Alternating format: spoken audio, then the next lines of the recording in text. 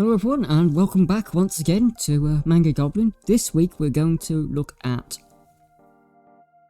a very famous or infamous, depending on your point of view, fanfiction called The Castle of Ecstasy.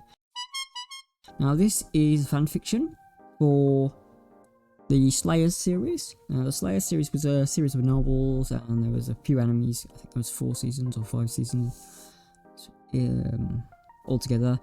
There was a few movies and there are some mangas around. However, I've decided to do a Korean fanfiction that was translated in English and was a cooperation between the artist and the fanfiction author herself. This is one of the better fanfictions out there and it's available to read for free on DeviantArt now. It used to be very easy to read with its next page. However, now it's a bit more complicated with DeviantArt's redesign or new interface, let's say.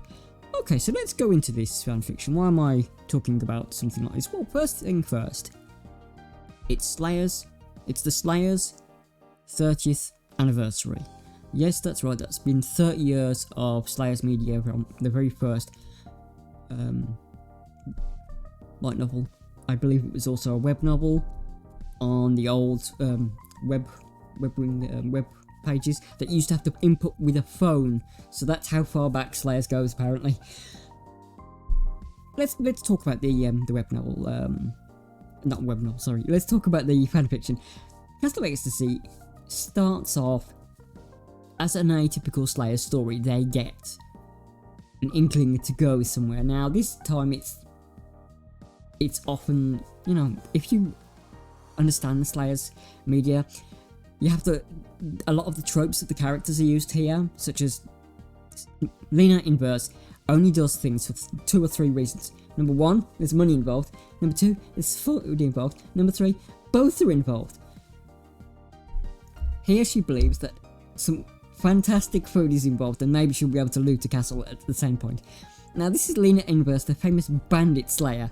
I wouldn't call Lena a traditional hero. I mean, she's kind of an anti-hero, and it's like she has this spell that can basically has a chance of blowing up the world, and she just fires it off like a wizard would fire fireballs. I mean, that's what makes the character great, to be honest. So basically, okay, we'll talk about story. Let's talk about story a bit, but I won't spoil it for you because I want you to go and read it yourself. Basically, they get this invite to go, and she's only convinced because of food. The rest of the team go along with her. Obviously, Emilio is like, "Oh, you must do it for justice," type of thing, and Gaudi's the sort of character that it's like he doesn't know he's in love with Lena at one, to be honest, and he also is very motivated by food. Lena's, I believe this is set after Gaudi loses his sort of light to the dragon people, or the god people. So this is before they go on the quest to get him a new sword, I believe. So there's that to it. Like, Lena hangs around Gaudi simply to steal his sword in the beginning, and well, now she wants him to have a better sword, I guess, because she can steal that off him. Lena's not exactly the type of character who has very good motivations, let's just say. So they go to this city, and they get up to some antics. They meet an old character who a lot of town people decide to dress as sort of homage to him. And I know a lot of people love that character, but Mr. It's a secret makes me want to throttle him every time he says it. It really does. The characters are so well done, and it's such a well-written homage to the original that maybe if the author would read it, he would be like, I wouldn't say he would consider it canon, but he would like it, if you understand, because everything's kept in character. It's such a perfect fanfiction, and there are very few around now. Let's talk about the art for a bit. Now the art's a bit wispy, and there are some people who won't like that, and I understand that. But the wispy art is good. the artist herself does note that it's of rubbish quality, but to be honest, there is a certain charm about the comic, even though it's not up to this artist's usual standard. I do believe she's done another one in collaboration with the same writer, and that's probably something I would look at another time. So I'm going to put the link in the description of The Castle of Ecstasy. It is a bit of a hassle to read now, the comic. The fanfiction has been translated from Korean, I believe, as I've said.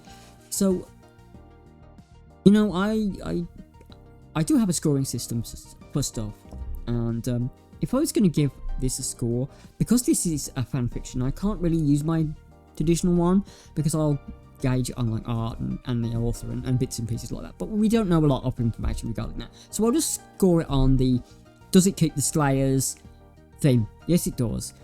Is the art okay? Well, the artist, as I've said, mentions that it's not her best quality, but it's very charming in a lot of ways, and even though it's not up to her standard, I do think that it's really good. It tells the story well, and even if the art is not great, the story comes through perfectly. So let's be a little conservative on the score. I would give this about 3.5. I give this 3.5 because of the reasons I've said, but I would encourage people, if they love Slayers, go and read it, because it keeps the characters in character. The setting is wonderful. You meet a character from the books that doesn't appear in the manga. I mean, it doesn't appear in the anime so much, except the films, who is one of my favourite characters, and that's Naga's the Serpent. You kind of see her in a few episodes in one of the series where she gets trapped into a suit of armour, but I'm not sure if that's canon, because I don't think that happened in the books. So there we go. Castle of Ecstasy, 3.5. Links are in the description.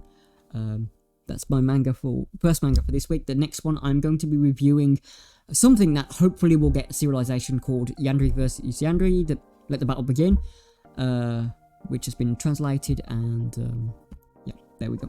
More news on that next time. Thank you everyone for watching. Take care of yourself, and bye bye.